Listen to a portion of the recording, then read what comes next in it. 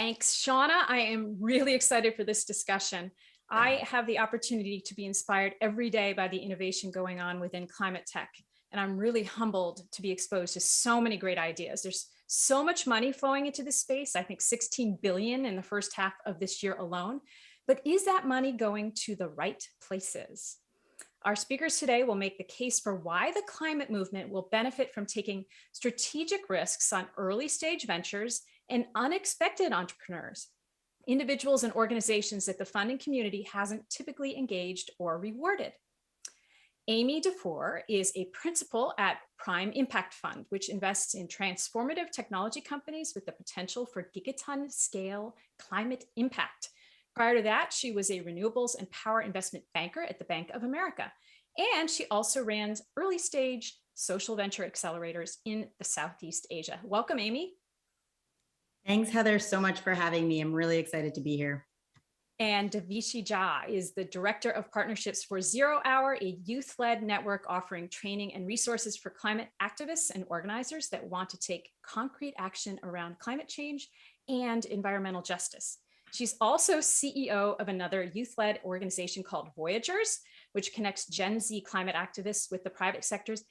And she also just started her first year at Harvard University. Welcome, Devishi. Hi, Heather. Happy to be here. Super. So, Amy, I'm going to start with you. Prime Impact's portfolio is really diverse. I was looking at it the other day. Lilac Solutions, which is working on alternatives to lithium extraction. Synthetic biology, which is one of your companies is Microbiome, which is working on carbon removal at the microbial level. And Tint Technologies, working on dynamic windows. Wow, very diverse range of technologies there. Your fund provides catalytic capital to ventures such as these. Why does climate tech need that sort of capital? Well, it's a great question, and also very proud of our diverse portfolio. So first of all, I would say that climate tech encompasses a bunch of different technologies, both hardware and software based. And a lot of the hardware-based companies are hard. They require a longer investing horizon. They're often much more capital intensive. And so catalytic capital is this structurally patient and flexible and risk tolerant investment capital. And we want to use that to de-risk early stage climate technologies. So this is pretty critical in helping these companies achieve particular proof points that will then help them attract downstream investment capital. Got it. You've also, aside from catalytic capital, you've talked about the importance of having an intersectional approach to making investments. What does that mean, and how did it shape Prime Impact's portfolio? Yeah, so climate change is an intersectional issue. I mean, intersectional, interconnected, and multifaceted. Mm-hmm. Most of the people that are disproportionately impacted by the devastating effects of climate change are low-income communities and communities of color.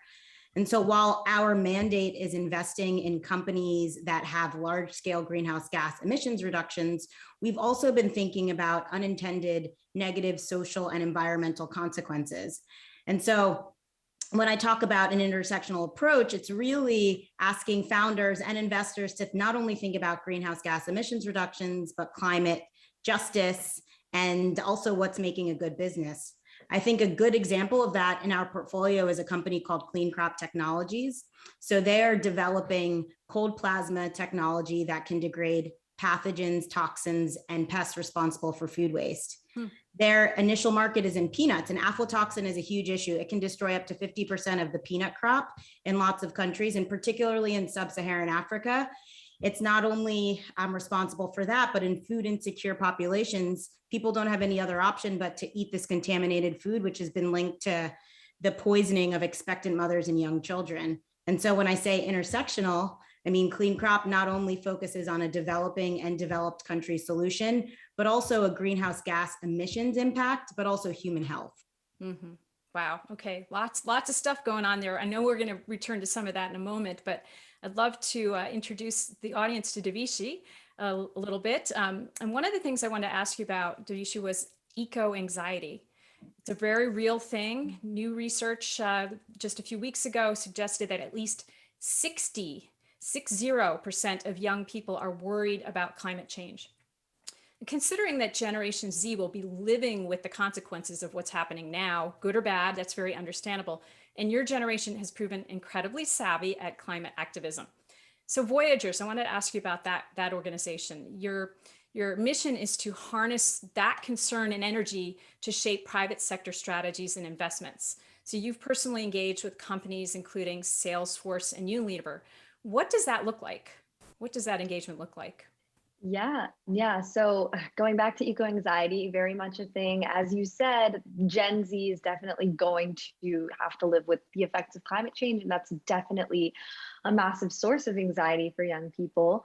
And then going into kind of Voyagers and the climate movement in general, I think what really I first got involved with was youth activism as a whole. So looking at, the large climate strikes, the massive marches that were kind of held back when we were more in person, but talking about how important it is for young people to mobilize on these types of issues, because we are carrying, such a force and tackling climate change as a whole. And so what Voyagers kind of came through from, I guess, is looking at how Gen Z tackled climate change from more of a policy perspective.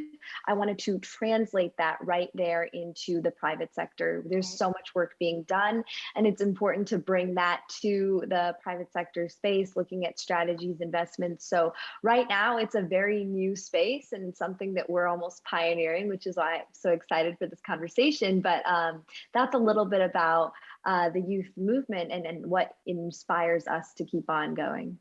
So I want to just poke in a little bit more to the specific engagement. Like you worked with Salesforce. What did you do with them exactly? Of course.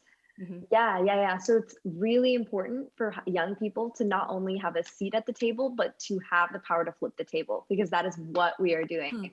And I think that the work that we're doing, for example, with a company like that, we're looking at not only what they're doing now, but what sustainability strategies will make them effective going forward in the future. Gen Z is, the consumer, will be the greatest consumer as well for a lot of companies. And it's very important that now it's the time for them to have Gen Z at the table. It's incredible. So that's a lot of the work that we're starting to do. It's a long process, but it's important that we start. Yeah. I'm going to come back to another question in a moment to you, but I want to go over to Amy, just because you mentioned, again, your diverse portfolio there, lots of different sorts of companies, many early stage opportunities. I get pitched often, and I'm sure you get pitched even more often. So I'm just curious how this concern, right, the need to be engaging with early stage startups and also unexpected entrepreneurs, where do you look for those ideas? Where are the most the places that you're uncovering the best ideas? Well, I'm glad you asked that question, because we need a diversity of ideas. We need a diversity of founders. I mean, I kind of joke, but it's really not a joke, but the world is literally on fire and we need as much help as we can get. And so investors who are doing themselves a disservice and thinking business as usual and going to the same pipeline of ideas or founders really isn't the best way to achieve results. We've tried to be really intentional about diversifying our pipeline partners. So that way we're not only looking, for example, at what some may call elite universities, but we are also going to HBCUs and to public institutions, because many of our founders are spinouts of university labs. We are being really intentional about cultivating relationships with different community-led organizations. And so for us, and for me personally, we need to find people from all walks of life, because we are not going to address this crisis thinking that we only are focusing on a very, very small group of people or ideas. Got it. I'd like to flip that slightly for you, Devishi, with the question meaning, like, how would we like to see the perspective of Generation Z included in that pipeline, right? So either helping shape where the money goes, or, specific back to your corporate engagement, like corporate venture funds are looking at these technologies. How would you like to see the perspective of Generation Z included? Yeah, it's very important for young people to be involved, but echoing what Amy said, again, it's important to include all of Gen Z, I guess, is the best way to say that. So that means making sure you include Gen Z members, just young people that are part of frontline communities and are directly witnessing the effects of climate change. It's incredibly important to look at all aspects of young people in general too, because that's also a word that's used a lot and can get kind of siloed into a specific view. Got it. Considering that these, you know, the typical track record is to look for entrepreneurs that are experienced, right, and that have a track record, failures or not, how do we need to change that model? And how can, you know, Amy, like organizations like your own help with the chances for success, right? So how do you, if you're going with someone who's unexpected, how can you help them succeed? Yeah, so I think one of the key things that we do is we're really hands-on partners. And we're hands-on partners in a way that I like to think of us not trying to keep, you know, all of the glory for ourselves. And so I think one way that we can be really proactive is if there is an early stage unexpected founder that's coming through, is making sure that we have complementary skill sets around the table to help them get to that next stage of development.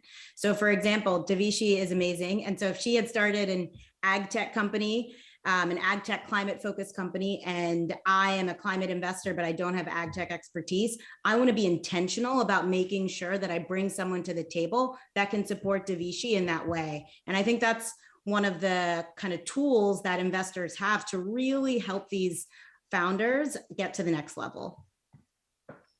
Devishi, you want to add something? That's awesome. Maybe I'll start an ag tech company. But putting ideas in your mind. But yes, I also want to just echo the importance of urgency. It's incredible how, you know, it's too late. If Gen Z is 30 and have, you know, you're kind of getting into the workforce, that's already too late when we consider climate change. So it's important to get in early and have accessibility and resources for young people to be involved in the space. Got it. Yeah. Is there a case for prioritizing ideas and solutions imagined by female and BIPOC founders? We've talked about diversity, we just haven't called it out specifically. We know Project Drawdown celebrates the impact that women could have, especially women of color. How can these types of investments really benefit and help with what's going on for that community? Amy, let's start with you. Absolutely. We have seen the stats. The majority of venture-backed startups are led by white men. And frankly, a big part of this is because it's a relationship-driven business, and many venture investors, especially check writers, are also white men. So it's kind of a domino effect of people's interpersonal networks. I think the women and BIPOC founder element is so important to support people from day one, which is why as an early stage investor, it's something I feel really passionate about. I mean, aside from the fact that we need to proactively and intentionally support all types of founders, we're just not seeing the best and the greatest depth and breadth of solutions to address the climate crisis if we're not seeing everyone. And people are unintentionally or intentionally, depending on who you ask, sort of deprioritizing these groups. And so I think it's extremely important that people are focused and trying to right those wrongs, particularly from an equity perspective. Yep. Devishi.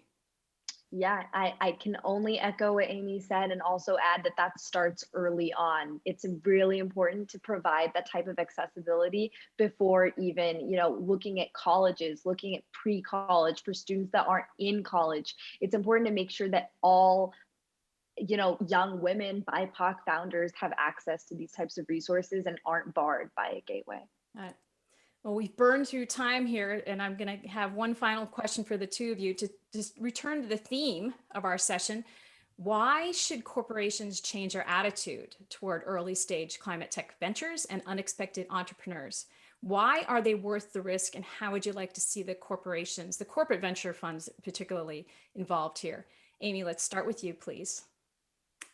Yeah, I said this before, but the world is literally on fire. We need as much help as we can get. I think we need people with new ideas, innovations. We need people to get outside of their comfort zones. And corporations have a really unique place to play, not only, Heather, in terms of financial resources, but even non-financial resources. A big signal value for unexpected entrepreneurs could be getting that pilot or demo site with a large corporation. And that could be an inflection point for their business. So I, can't say it enough. The planet and the lives of the people on the planet really depend on this. And I hope corporations will step up to the plate. Devishi, bring us home. Of course, I think that it's a greater risk at this point to not invest in unexpected entrepreneurs that are doing incredible work, because the time is now. There isn't much time to lose, and it's incredibly important that all female founders, BIPOC founders, everyone is in the movement, because the time is now. That there's no time left. I'm really sorry there's no time left for us either. So thank you to both of you for sharing your time and perspective with the Verge community today. Thank you for having us. Thank you.